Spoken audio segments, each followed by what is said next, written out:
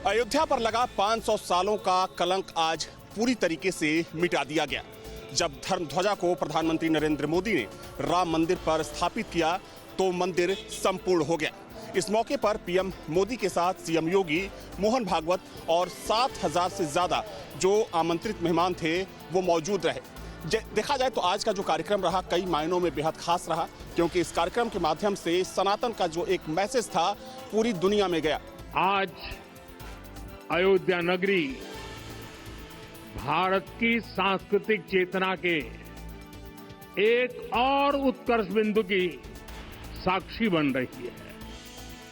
आज संपूर्ण भारत, संपूर्ण विश्व राममय है।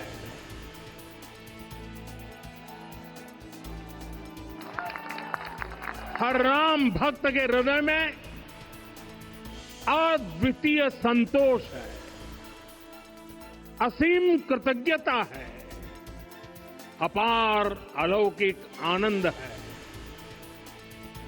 सदियों के घाव भर रहे हैं, सदियों की वेदना आज विराम पा रही है। देखा जाए तो प्राण प्रतिष्ठा पहले ही संपन्न हो चुकी थी, लेकिन इंतजार था धर्म ध्वजा का, चूंकि मंदिर का निर्माण जारी था और अब मंदिर जाकर पूरी तरीके से बनकर तैयार हो चुका है, जिसके बाद आज मंदिर के ऊपर धर्म ध्वजा की स्थापना कर दी गई है। वीडियो जर्नलिस्ट दीपक राणा के साथ अविनाश सिंह, न्यूज स्टेट अयोध्या। अयोध्या नगरी में गजब का उत्साह है। राम भक्त अयोध्या नगरी जो पहुंचे हुए हैं, सब अपने अपने ढंग से नाच रहे हैं, झूम रहे हैं, गा रहे हैं। साधु संत अलग मस्त हैं। जब से पताका स्थापित हुआ उसके बाद से अयोध्या नगरी की सड़कों पर देखिए आप कि बैंड बज रहा है, बैंड की धुन पर लोग नाच रहे हैं। बैंड बाजा है, कहीं लोग अपने शंख बजा रहे हैं, कहीं वो झाल करताल के साथ लोग कीर्तन कर रहे हैं और यहाँ तमाम सारे श्रद्धालु बैंड पर झूम रहे हैं, खुशी मना रहे हैं कि 500 साल का इतिहास बदल गया और नया इतिहास लिख दिया गया। धर्म ध्वज एक बार फिर अयोध्या नगरी में लहराने लगा। रामलला जहां विराजमान है वहां फिर से एक बार पताका सनातन धर्म का फहराने लगा। तो ये देखिए बैंड बाजे पर लोग झूम रहे हैं और जिधर भी अयोध्या में जाएं इसी तरीके का उत्साह का माहौल है, काफी भीड़ है। और जो लोग अयोध्या नगरी पहुंचे हैं दर्शन करने के लिए उनकी संख्या 1 से 1.25 लाख बताई जा रही है। और अब जब रास्ते खुलने लगे हैं तो लोग अब आकर के अपनी खुशी का इजहार कर रहे हैं। ये देखिए बैंड की धुन पे भक्तों को नाचते हुए। तो पूरी अयोध्या में इस समय उत्सव का माहौल है, लोग खुश हैं, प्रसन्न हैं इस बात से कि मंदिर अब पूर्ण हो गया, धर्म ध्वज लग गया और सबसे बड़ी बात कि 500 साल की जो प्रतीक्षा थी वो समाप्त, जो पुराना कलंकित इतिहास था वो खत्म और नए इतिहास की शुरुआत। भगवान बद्री विशाल के कपाट शीतकाल के लिए बंद कर दिए गए हैं। इस वर्ष भगवान बद्री विशाल में 1,60,000 से अधिक श्रद्धालुओं ने दर्शन किए। भगवान बद्री विशाल के कपाट बंद होने की प्रक्रिया 21 नवंबर से शुरू हो गई थी, जिस दौरान गणेश मंदिर, आदि केदारेश्वर मंदिर और जो वेद ऋचाओं का पाठ बंद होता है उसके बाद 25 नवंबर को जो 2:56 पे जो तिथि तय हुई थी, जो तय समय था उस पे भगवान बद्री विशाल के कपाट बंद किए गए हैं। और इस दौरान आर्मी के बैंड और हथ हकूकधारी और मुख्य पुजारी रावल धर्माधिकारी मौजूद रहे। और इसके बाद जो शीतकाल के दौरान कुबेर जी की जो चलविग्रह डोली है वो पांडुकेश्वर में रहेगी और आदिगुरु शंकराचार्य की जो गद्दी है वो नरसिंह मंदिर ज्योतिर्मठ में रहती है। Surendra Rawat, news state, Chamoli. नीतीश 10.0 की कैबिनेट की बैठक आज खत्म हुई, जहां पर कई बड़े फैसले लिए गए हैं। देखिए, मुख्यमंत्री नीतीश कुमार के नए कैबिनेट में कई अहम फैसले जो हैं वो लिए गए हैं, जिसमें सबसे बड़ा फैसला कि आने वाले 5 साल में 1 करोड़ लोगों को रोजगार जो है वो दिया जाएगा, चाहे वो सरकारी नौकरी के तौर पर हो या अन्य तरीके से हो। 1 करोड़ लोगों को रोजगार दिया जाएगा। वहीं दूसरी तरफ कैबिनेट 10.0 में ये बड़ा फैसला हुआ है कि अब बिहार में IT हब बनेगा और साथ ही साथ AI हब जो है वो बनाया जाएगा। इसको लेकर कैबिनेट ने आज अप्रूवल दे दिया है। नीतीश 10.0 की कैबिनेट की पहली बैठक आज हुई है, जहां पर 6 एजेंडे पास किए गए हैं, जिसमें सबसे अहम एजेंडा सरकारी नौकरी और IT हब बनाने का है। निश्चित समय सीमा अंतर्गत 6 माह के अंदर में यह रिपोर्ट प्राप्त करके और फिर काम को प्रारंभ किया जाएगा। जो दूसरा एजेंडा है वो बिहार को एक न्यू एज इकोनॉमी के अंतर्गत वैश्विक बैक एंड हब और ग्लोबल वर्क प्लेस को अगले 5 साल में करने के लिए, जैसा मैंने शुरू में कहा, पूरे स्टेट में हर ज़िले में इस काम को कैसे अचीव किया जाए, इसके लिए भी पुनः एक समिति का गठन की स्वीकृति दी गई है। और इसमें भी पुनः वैसे लोग विशेष रूप से जो इस क्षेत्र में राष्ट्रीय स्तर पर, अंतर्राष्ट्रीय स्तर पर काम किए हैं, उनको समिति का सदस्य बनाया जाएगा। और यह प्रतिवेदन भी हम लोग कोशिश करेंगे कि कम से कम समय में प्राप्त करके उसके आलोक में अगले 5 साल में इन क्षेत्रों में काम कैसे होगा। वीडियो जर्नलिस्ट सत्येंद्र कुमार के साथ Utkarsh, news state, UP UK. Bihar की पूर्व मुख्यमंत्री राबड़ी देवी के घर को खाली करने का आदेश जो है वो राज्य सरकार ने दिया है। इस वक्त हम 10 नंबर यानी कि 10 सर्कुलर रोड राबड़ी आवास के बाहर हैं, जहां पर थोड़ी देर पहले भवन निर्माण विभाग के द्वारा एक पत्र जारी किया गया है, जहां पर लिखा गया है कि नेता प्रतिपक्ष बिहार विधान परिषद के आवासन हेतु पटना केंद्रीय पुल एवं आवास संख्या 39 हार्डिंग रोड पटना जो है वो दिया गया है। देखिए फिलहाल राबड़ी देवी इसी घर में रहती हैं, 10 सर्कुलर रोड है। यहाँ पर खुद लालू प्रसाद यादव, राबड़ी देवी, नेता प्रतिपक्ष तेजस्वी यादव, तमाम लोग जो हैं वो यहाँ पर रहते हैं। और ये हम तस्वीर दिखा रहे हैं, शक्ति यादव हमारे साथ हैं। सर क्या कहेंगे, एक आखिरी सवाल है तो दिया आपको मैंने खाली करने का भी जो आदेश नहीं, देखिए आप लोग को हैरानी नहीं होनी चाहिए, हम लोग को तो कुछ जरा सा भी हैरानी नहीं है। माननीय श्रीमती राबड़ी देवी जी एकीकृत बिहार के मुख्यमंत्री रहे हैं, विभाजित बिहार के ही मुख्यमंत्री रहे हैं। मान ली मुख्यमंत्री पद से हटने के बाद ये आवास आवंटित किया गया तो उन्हीं के नाम से आवंटित है। सदन के अंदर में विधान परिषद में नेता प्रतिपक्ष है, लगातार सदन के सदस्य हैं, तो लगातार सदन के सदस्य को अगर कोई सेंट्रल पुल के आवास अगर आवंटित है तो उस आवास को रद्द नहीं किया जाता है, चाहे वो दिल्ली हो या राज्य हो। राबड़ी आवास के अंदर जा रहे हैं, लेकिन इसी को खाली करने का आदेश जो है वो दे दिया गया है। इस वक्त हम तस्वीर दिखा रहे हैं राबड़ी आवास की, भवन निर्माण विभाग के द्वारा खाली करने का ये आदेश दिया गया है। इसके अंदर पूर्व सीएम लालू प्रसाद यादव, पूर्व सीएम राबड़ी देवी, प्रतिपक्ष के नेता तेजस्वी यादव रहते हैं। देखिए यहाँ पर सीधे तौर पर लिखा हुआ श्रीमती राबड़ी देवी पूर्व मुख्यमंत्री बिहार। ये वही सरकारी आवास है जो राबड़ी देवी को अलॉट था, जिसे बदल दिया गया है। यानी कि अब सर्कुलर रोड को हटाकर हार्डिंग रोड जो है वो नया ठिकाना अब राबड़ी देवी का होगा। इस घर को खाली करने के लिए नोटिस जो है वो दे दिया गया है। जो नया घर है वो अब हार्डिंग रोड के अंदर दिया गया है। बिहार की राजनीति में एक भूचाल जैसी तस्वीर जो है वो बन चुकी है। दूसरी तरफ शक्ति यादव ने सीधे तौर पर कहा कि इसमें हमें कोई परेशान होने वाली बात नहीं है, ये हमें उम्मीद थी, और जो स्थिति फिलहाल जेडीयू की हो चुकी है, भाजपा जो है अब उन पर काबिज हो गई है। देश के प्रधानमंत्री नरेंद्र मोदी कई बार चर्चाओं में रहते हैं, कारण अलग अलग होते हैं। पहले कारण आया सूट बूट, जब बाहर विदेशी कपड़े पहने तो विपक्ष ने कई तरह के आरोप लगाए। लेकिन इस बार चर्चाओं में है एक पॉजिटिव अंदाज कि जो घड़ी पहने हुए हैं वो स्वदेशी है, मेक इन इंडिया के तहत है, और वो बन रही है राजस्थान के जयपुर से। यानी जयपुर में एक ऐसी कंपनी जो कुछ इस तरह की अलग डिजाइन की घड़ियां बना रही है जिसे देश के प्रधानमंत्री नरेंद्र मोदी भी पहनते हैं। क्या खास है इस घड़ी के अंदर कि आखिर देश के प्रधानमंत्री यहां जयपुर की घड़ी पहन रहे हैं, उसी को बात करने के लिए जो घड़ी को बनाने वाले कलाकार हैं उनसे बात करते हैं। गौरव मेहता। गौरव जी, किस तरह से ये घड़ी आप बना रहे हैं, क्या खास है इसके अंदर, क्या स्पेशल है कि देश के पीएम इसको पहन रहे हैं? सर, हम शुरू से स्पेशल वॉचेस बनाते हैं। 2013 में जयपुर वॉच कंपनी की स्थापना हुई थी। हमारा शुरू से फोकस रहा है कि Indian history, Indian art, Indian culture, Indian artisans का काम वॉचेस पे लाया जा सके, ना कि किसी विदेशी ब्रांड की कॉपी करे, बल्कि हमारी खुद की आइडेंटिटी दिखाई जाए वॉचेस के थ्रू। तो हम लोगों का प्रयास यही रहा है कि वर्ल्ड क्लास वॉचेस बने जो कंपेरेबल हो कोई भी इंटरनेशनल ब्रांड से, but at the same time उसके इसके अंदर आप देखेंगे डार्क टिकट्स लगे हुए हैं। इस तरह की वॉच यहाँ पर दिखाई देती है। अगर हमारे भगवान की देखें तो इस तरह के कई तरह के गॉड की आपको नज़र आती है, जिसमें श्री राम से लेकर के अलग अलग कई मंदिर इसके अंदर दिखाई देते हैं। उसके अलावा हैंडमेड जो प्रिंटिंग की है वो काफ़ी इसके अंदर वॉच आपको दिखाई देगी। तो इस तरह का ये कलेक्शन है जो दिखाता है कि भले ही कॉम्पिटिशन विदेशी कितना भी हो, लेकिन लेकिन हमारा इंडियन मार्केट भी ऐसी चीज़ें बना सकता है जो कि उनसे कंपेयर कर सके और उनसे अच्छा लोगों को हमारा कल्चर और हमारा इतिहास दिखाते हुए उनके हाथ को सजा सके। वीडियो जर्नलिस्ट राजू चौधरी के साथ में शरद पुरोहित, जयपुर। भारत की सीमाओं पे सबसे बड़ा चैलेंज इन्फिल्ट्रेशन का है और कई तरह के इन्फिल्ट्रेशन ग्रिड भी हम आज की तारीख में एलसी पर देख रहे हैं। बावजूद इसके तमाम आतंकी गतिविधियां हों या घुसपैठ हो, उस पर रोक लगाना आज भी एक चैलेंज बना हुआ है। यही स्थिति आप देखिए तो नेवल बाउंड्री पर भी दिखाई देता है। और इस वक्त अगर हम बात करें तो हमारे ठीक पीछे एक तरह के इन्फिल्ट्रेशन ग्रिड को आप देख रहे हैं। एक ऐसा ग्रिड जो कि दरअसल अपनी कैपेसिटी और कैपेबिलिटी के लिए जाना जाता है, नए इनोवेशंस का पर्याय है। और किस तरह से ये काम करता है, बातचीत करने के लिए हमारे साथ योगेश दुबे और अनिरुद्ध दुबे मौजूद हैं। योगेश जी, आपसे बात शुरू करते हैं कि इन्फिल्ट्रेशन ग्रिड जो है ये किस तरह से अलग है, किस तरह से अलग है और क्या इसकी क्षमताएं हैं? सर, ये जो प्रोडक्ट डेवलप हुआ है स्तंभ है, बॉर्डर सर्विलांस के लिए है। इसको वर्चुअल फेंस बोलते हैं हम लोग।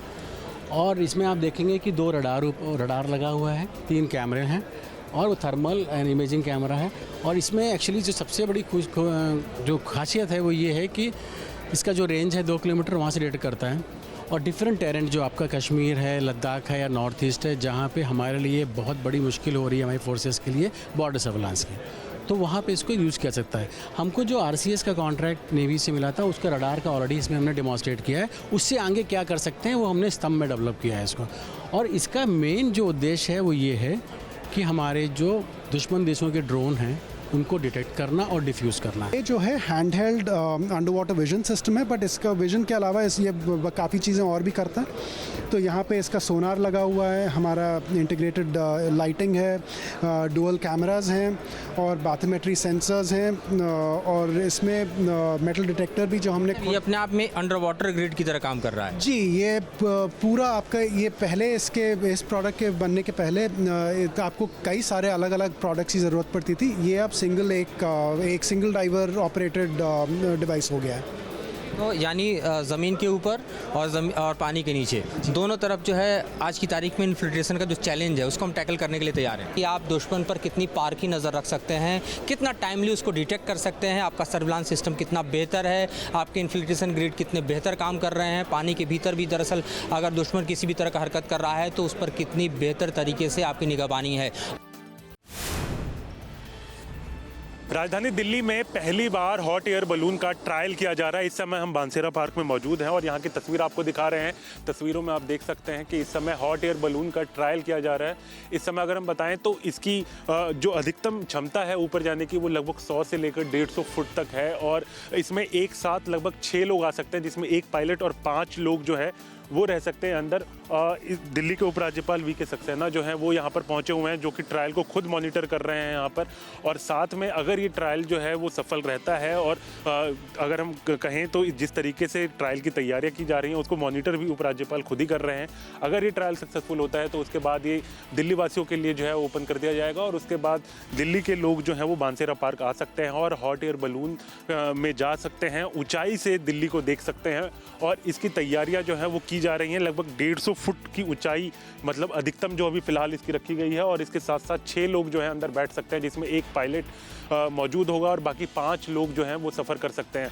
और इसके साथ साथ अभी ट्रायल का पहला चरण है और इसको अगर मंजूरी मिल जाती है तो उसके बाद जल्द ही दिल्ली में बांसेरा पार्क में या जितने भी अम्यूज़मेंट पार्क हैं उनमें इसका इस्तेमाल जो है वो किया जा सकेगा। फ़िलहाल अगर हम बताएं तो लगभग 100 फुट की ऊंचाई जो है फिलहाल अभी इसकी सीमा रखी गई है और उसके बाद इसको 150 फुट सफलता के तौर पर रखा जाएगा। और अभी अगर हम बात करें तो पायलट इसके अंदर मौजूद हैं और हॉट एयर का इस्तेमाल किया जा रहा है ताकि ये ऊंचाई पर बना रहे। और इसके साथ साथ अब ट्रायल लगभग ख़त्म किया जा रहा है और उसके साथ साथ उपराज्यपाल जो हैं वो खुद मॉनिटर कर रहे हैं और जल्द ही इसको आम लोगों के लिए भी खोलने की तैयारी जो है वो की जा रही है और जल्द इसको आम लोगों के लिए ओपन किया जाएगा। लेकिन फ़िलहाल अभी अगर हम बात करें तो ट्रायल कंप्लीट होने के बाद लगभग माना जा रहा है कि 1 से 1.5 महीने का समय भी फ़िलहाल इसमें लग सकता है और उसके बाद जो है आम लोग तमाम अम्यूज़मेंट पार्क में आ सकते हैं। फ़िलहाल इसको केवल बांसेरा पार्क के लिए ही रखा गया है और उसके बाद अलग अलग जो अम्यूज़मेंट पार्क जो हैं वो बनाए गए हैं DDA की तरफ से, उसमें भी अब हॉट एयर बलून का इस्तेमाल जो है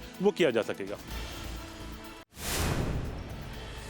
अहमदाबाद साइबर क्राइम को बड़ी सफलता मिली है। एक गैंग का पर्दाफाश किया है जो लोगों के सिम कार्ड है वो इश्यू कर रहे थे, नया दे रहे थे, डॉक्यूमेंट वेरिफिकेशन कर रहे थे, उसके जाने के बाद उनके जो डॉक्यूमेंट है उसका गलत इस्तेमाल करके ये लोग हैं जो दूसरे जो सिम कार्ड है वो इश्यू कर रहे थे और उसके द्वारा जो साइबर के कई जो अपराध है वो हो रहे थे। आप मेरे पीछे देख सकते हैं कि अहमदाबाद का ये शाहीबाग इलाका है। यहाँ पे जो लोग हैं वो सिम कार्ड रोड पे बेच रहे हैं। बड़ी तादाद में लोग यहाँ जो अपने जो व्हीकल है उसके ऊपर छतरी डाल के अलग अलग जो कंपनी है वो यहाँ पे सिम इश्यू कर रही है। साथ में जो साइबर की जो घटनाएं दिन ब दिन बढ़ रही है उसके लिए ये जो सिम है वो महत्व की जो कड़ी है वो साबित हो रहा है, क्योंकि ये जो सिम है जो इश्यू हो रहा है तो उसके बाद डॉक्यूमेंट वेरिफिकेशन के नाम पे इनके साथ धोखाधड़ी की जाती है। उनका जो फोटो आईडी होता है, बायोमेट्रिक होता है और फिंगर होता है, उसकी जो फोटो है वो लेने के बाद दूसरा सिम इश्यू होता है। वो सिम 700 से 800 रुपये से लेके 2000 तक इसको विदेशों में बेचा जाता है और इसके द्वारा ये जो साइबर की जो घटना है वो दिन ब दिन बढ़ रही है। फिलहाल साइबर जो क्राइम है अहमदाबाद उसको बड़ी सफलता मिली है। एक गैंग पकड़ी है जिसकी एमओ है, ये नई तरह की जो एमओ है वो देखने को मिली है। फिलहाल आरोपियों को सलाखे के पीछे धकेल दिया गया है और ये जो कार्यवाही है वो फिलहाल चल रही है। कई जगह पे ऐसे जो सिम लेके मिल रहे हैं उनके पास से सिम ना खरीदे ऐसे जो अधिकारी है वो भी कह रहे हैं। कैमरामैन अतुल खत्री के साथ बलदेव ब्रह्म क्षत्रिय, अहमदाबाद। टीएमसी विधायक हुमायूं कबीर ने हाल ही में एक बयान दिया था और उन्होंने कहा था कि 6 दिसंबर को बाबरी मस्जिद की नींव रखेंगे। इस बात को लेकर हिंदूवादियों में आक्रोश है और आगरा की बात की जाए तो आगरा में आप देख सकते हैं किस तरीके से हिंदूवादी संगठन जो लोग हैं वो यहाँ पर हुमायूं कबीर की एक कब्र खोलकर यहाँ पर जो है उनके खिलाफ आक्रोश व्याप्त कर रहे हैं, आक्रोश जताने का काम कर रहे हैं। और यहाँ पर आप देख सकते हैं कि टीएमसी विधायक हुमायूं कबीर के देखिए जो एक पोस्टर लगाया हुआ है उस पर इन्होंने जूते मारने का काम यहाँ पर हिंदूवादी संगठन करते हुए दिखाई दे रहे हैं और इनका ये कहना है कि इस तरीके के बयान जो है वो कहीं ना कहीं माहौल ख़राब करने की कोशिश करते हैं और इसीलिए जो भी इस तरीके के बयान देगा उसके खिलाफ कब्र खोदने का काम यहाँ हिंदू महासभा करेगी और वही तस्वीरें भी यहाँ पर दिखाई दे रही हैं। आइए थोड़ा सा यहाँ पदाधिकारियों से बातचीत कर लेते हैं। ये जो ममता बनर्जी है उनका एक विधायक है हुमायूं, तो उसके लिए हमने ये कब्र खोद रखी है। वो जा कह रहा है 6 दिसंबर को हम बाबरी मस्जिद बनाएंगे, तो बाबरी मस्जिद को तो वो सपने भी नहीं देखा। जिस दिन वो बाबरी मस्जिद बनाएगा वो 6 दिसंबर को बनाए, वो नींव भरेगा और मैं 7 दिसंबर को इसमें दफना देंगे। उसके लिए मैंने कब्र खुदवा रखी। और जो हमारे प्रेमाहंस गुरुजी हैं तो उनने 1 करोड़ का इनाम रखा है, तो जो भी उसको मार के लेके आए या जिंदा या मुर्दा, तो मैं उसको 1 करोड़ रुपए और जो सोने के कंगन मैं उसको इनाम में दूंगी। जो भी लेके आए चाहे जिंदा चाहे मुर्दा, हम ये कंगन उसको इनाम में देंगे। आप आक्रोश देख सकते हैं यहाँ पर कि किस तरीके का आक्रोश हिंदूवादियों में बना हुआ है। देखिए जिस तरीके से टीएमसी का कीटाणु निकल के आया है हुमायूं कबीर, उसका कहना है कि 6 दिसंबर जो हम शौर्य दिवस के रूप में मनाते हैं मैं बाबरी मस्जिद की नींव रखूँगा। हमारी खुली चेतावनी है और ऐलान है, अगर उसने कहीं भी हिंदुस्तान के अंदर जम्मू कश्मीर से लेकर कन्याकुमारी तक बाबरी मस्जिद की नींव नहीं रखी जाएगी। जो भी ऐसा कार्य करेगा उसके लिए हमने ये कब्र खोदी है, उसे 7 तारीख को दफनाने का काम हिंदू महासभा करेगी। वीडियो जर्नलिस्ट विकास के साथ आगरा से विनीत दुबे, न्यूज़ उत्तर प्रदेश। रुड़की के पिरान कलियर में एक सुप्रसिद्ध दरगाह साबिर पाक है जहां पर लाखों ज़ायरीन हर वर्ष पहुंचते हैं और ये एक लोगों की आस्था का केंद्र भी है जहां पर देश और विदेश से लगातार ज़ायरीन पहुंचते रहते हैं और यहाँ पर पूरे साल भीड़ बनी रहती है। और इसी का फ़ायदा उठाकर फर्जी बाबा जो हैं यहाँ दरगाह के आसपास सक्रिय हो जाते हैं और लोगों को अंधविश्वास को बढ़ावा देते हैं और लोगों को से जो है ठगी का काम भी करते हैं। तो उसी को लेकर सूबे के मुख्यमंत्री पुष्कर सिंह धामी द्वारा एक ऑपरेशन चलाया गया था जिसको नाम दिया गया था ऑपरेशन कालनेमी। तो ऑपरेशन कालनेमी के तहत कलियर पुलिस ने एक बड़ी कार्रवाई की है और कलियर में और दरगाह के आसपास जितने भी फर्जी बाबा घूमते हुए उन्हें नज़र आए उन्होंने उनकी गिरफ्तारी करी है। ये लगभग 20 बाबा हैं जिनको पुलिस ने गिरफ्तार किया है। 20 लोग पकड़े जो वेश बदल करके फर्जी तौर पर एक धार्मिक आवरण अपना करके क्षेत्र में घूम रहे थे। कलियर के साथ रुड़की में भी, कंगनहर में भी इस टाइप के मामले संज्ञान में आए हैं और वहाँ कार्रवाई की गई। नहीं, विदेशी अभी फिलहाल इसमें विदेशी की पुष्टि नहीं हुई, लेकिन वो फर्जी नाम पते से घूम रहे थे, इस बात की पुष्टि। पुलिस का कहना है कि इस तरह की कार्रवाई और भी भविष्य में चलती रहेगी। पुष्कर सिंह धामी द्वारा जिस तरह से कालनेमी ऑपरेशन कालनेमी चलाया जा रहा है, ये पूरे प्रदेश में लगातार चलाया जा रहा है और आगे भी चलाया जाएगा। हजारों बाबाओं को ऑपरेशन कालनेमी के तहत गिरफ्तार किया गया है और रुड़की में जिस तरह से ये गिरफ्तारी हुई है, ये एक बड़ी गिरफ्तारी मानी जा रही है और पुलिस का कहना है कि भविष्य में इस तरह की कार्रवाई होती रहेगी और इस तरह के बाबाओं को बख्शा नहीं जाएगा। रुड़की से न्यूज़ स्टेट के लिए अली मेहदी। मेरठ के लाला लाजपत राय मेडिकल कॉलेज का एक वीडियो सोशल मीडिया पर वायरल हो रहा है। इस वायरल वीडियो में एक आवारा कुत्ता यहाँ के गर्ल्स हॉस्टल में बने मेस के प्लेटफॉर्म पर चढ़कर वहां रखी डॉक्टर्स और छात्राओं की प्लेट्स को अपनी जीभ से साफ कर रहा है और उसमें रखे बचे खुचे खाने को भी खा रहा है। कुत्ता बिना किसी रोक टोक के काफी देर तक अपनी जीभ से प्लेटों को चाटता रहा। किसी ने इस वीडियो को बनाकर वायरल कर दिया। इस मामले के उजागर होने के बाद कहीं न कहीं मेरठ मेडिकल कॉलेज प्रशासन के तमाम दावों की भी पोल खुल गई है। बड़ा सवाल यह है कि आखिर छात्राओं के स्वास्थ्य से खिलवाड़ क्यों किया जा रहा है? क्या इस मामले में कोई कार्रवाई की जाएगी? 15 सेकंड के इस वीडियो ने कहीं न कहीं मेरठ मेडिकल कॉलेज की कार्य प्रणाली पर भी सवाल खड़े कर दिए हैं। यह कोई पहला मामला नहीं है जब मेरठ मेडिकल कॉलेज से जुड़ी अव्यवस्थाओं की खबर सामने आई है। हालांकि मेरठ मेडिकल कॉलेज के प्रशासन ने अभी तक इस मामले में कोई प्रतिक्रिया नहीं दी है, लेकिन यह वीडियो लगातार सोशल मीडिया पर वायरल हो रहा है। लोग तरह तरह की बातें भी कर रहे हैं। मेरठ से Sarfaraz Ahmad, news state, Uttar Pradesh. Noida police commissioner Lakshmi Singh द्वारा अपराधियों पर कार्रवाई निरंतर की जा रही है। पिछले 3 साल के अगर आंकड़ों की बात की जाए तो 568 अपराधियों पर गैंगस्टर की कार्रवाई की गई। उसके अलावा जिला बदर की कार्रवाई करने के साथ साथ काफ़ी अपराधी ऐसे हैं जिनको थाने पर हाजिरी लगाने के लिए पाबंद किया गया है। साथ ही 3 अरब से ज़्यादा की संपत्ति को कुर्क करने की कार्रवाई भी की गई है। पुलिस कमिश्नर के आदेश पर जिले के तमाम पुलिस अधिकारी थाना लेवल पर अपराधियों पर अंकुश कसने का लगातार काम कर रहे हैं और इन 3 साल के आंकड़ों से ये बात स्पष्ट होती है कि गौतम बुद्ध नगर में अपराध को अंजाम देने वाले अपराधियों के खिलाफ सख्ती से कार्रवाई की जाती है। चाहे जिला बदर की कार्रवाई हो, गैंगस्टर की कार्रवाई हो, चाहे थाने में हाजिरी लगाने के मामले हो, नशे के खिलाफ भी लगातार निरंतर प्रयास किया जा रहा है। पुलिस की तरफ से नशा तस्करों पर भी बड़ी कार्रवाई पिछले दिनों देखी गई। फिलहाल इन 3 साल के आंकड़ों को कमिश्नरेट पुलिस की तरफ से जारी किया गया है। वीडियो जर्नलिस्ट प्रेम शंकर के साथ अमित चौधरी, न्यूज़ स्टेट, नोएडा।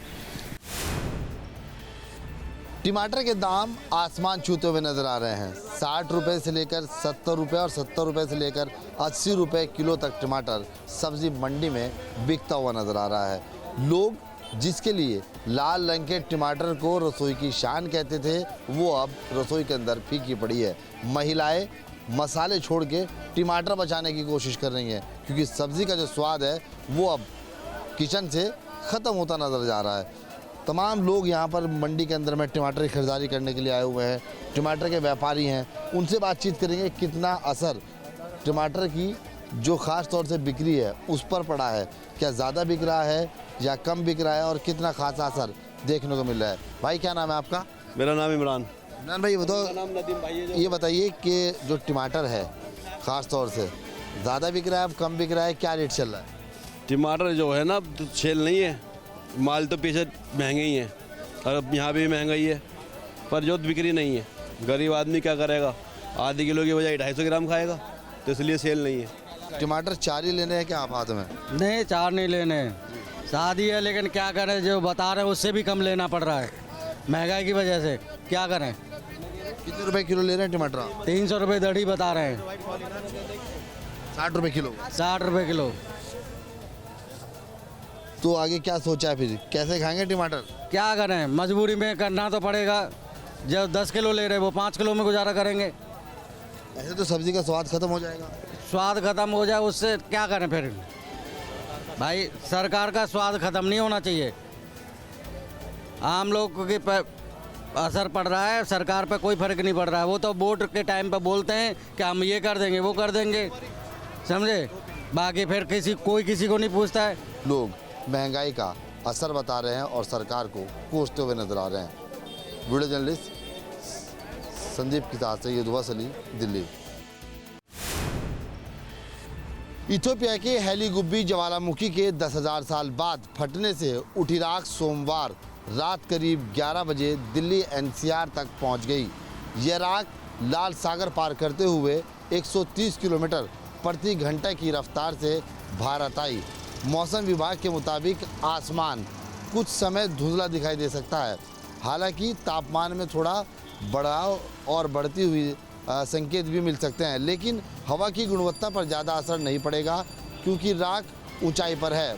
लगभग 25,000 से लेकर 45,000 फीट ये ऊंची राख आसमान पर दिख रही है। राख का असर हरियाणा, राजस्थान और दिल्ली के आसपास वाले इलाकों में दिख रहा है। कुछ जगह सूरज के रंग में बदलाव या हल्की राख गिरने की संभावना है। बात अगर एयरलाइन की जाए तो DGCA ने भी एडवाइजरी जारी कर दी है, जिसमें साफ तौर पर इंजन का फ्यूल बदलने के लिए भी कहा गया है। हालांकि तमाम तरह के दिशा निर्देश दिए गए हैं और अब देखना है कि मौसम विभाग ने जिस तरह से निगाह बनाई हुई है उसके आगे क्या संकेत देखने को मिलते हैं, क्योंकि 10,000 साल में जब ज्वालामुखी में विस्फोट किया तो पहली बार ऐसा 23 नवंबर को ये दस्तक देती हुई राख और कार्बन डाइसल्फाइड के साथ में अगर बात की जाए तो तमाम ये तत्व हवा के अंदर में नज़र आने शुरू हो गए और जो गैस है वो ख़ास तौर पर अब इसका पूरा असर करती हुई नज़र आ रही है। मौसम विभाग पूरी तरह से अलर्ट है, बारीकी से निगाह बनाए हुए है। वीडियो जर्नलिस्ट संजय के साथ सैयद असली, दिल्ली। दिल्ली में लगातार AQI का स्तर बढ़ता जा रहा है। दिल्ली और NCR के तमाम इलाकों के अंदर में आसमान पर जो परत आपको सफ़ेद कलर की नज़र आ रही है वो पूरी तरह से छाई हुई है, क्योंकि लगातार AQI का स्तर 450 के बाहर है। अक्षरधाम की अगर बात की जाए तो आप तस्वीरों में देख सकते हैं कि अक्षरधाम की तस्वीर भी आपको साफ नज़र नहीं आ रही है। हालांकि AQI का बढ़ता हुआ स्तर अपने आप में कई जगह के संकेत दे रहा है। ख़ासतौर से अगर बात की जाए बुज़ुर्गों की तो बुज़ुर्गों को बहुत सारी परेशानियों का सामना करना पड़ रहा है। ख़ासतौर से जो हार्ट अटैक के पेशेंट हैं उनके सामने समस्याएँ बहुत ज़्यादा हैं, क्योंकि उनको सांस लेने में काफ़ी दुश्वारियां हैं और लगातार अस्पतालों का रुख करते हुए बुजुर्ग नज़र आ रहे हैं। बच्चों की स्थिति भी कुछ ऐसी ही है। ख़ास तौर से अब देखना यही है कि दिल्ली सरकार की तरफ से लगातार कदम भी उठाए जा रहे हैं। जगह जगह सड़कों पर पानी का छिड़काव भी किया जा रहा है, लेकिन अभी तक प्रदूषण का बढ़ता हुआ स्तर यानी AQI कम होने का नाम नहीं ले रहा है। ऐसे में आने वाले समय में दिल्ली वालों के लिए और ज़्यादा संकट हो सकता है। देखना यही होगा कि आने वाले समय में क्या AQI का स्तर घटता है या अगर ये AQI का स्तर और ज़्यादा बढ़ता है तो लोगों को किस तरह से और ज़्यादा परेशानियों का सामना करना पड़ेगा, क्योंकि दिल्ली वालों को सांस लेने में भी बहुत दुश्वारियाँ हैं। वीडियो विकास के साथ सैयद असली, न्यूज़ स्टेट, दिल्ली।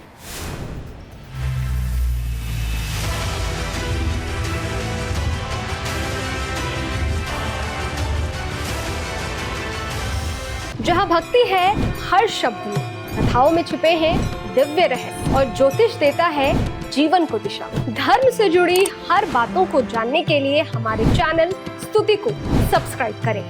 चैनल पर जाने के लिए इस लिंक पर क्लिक करें।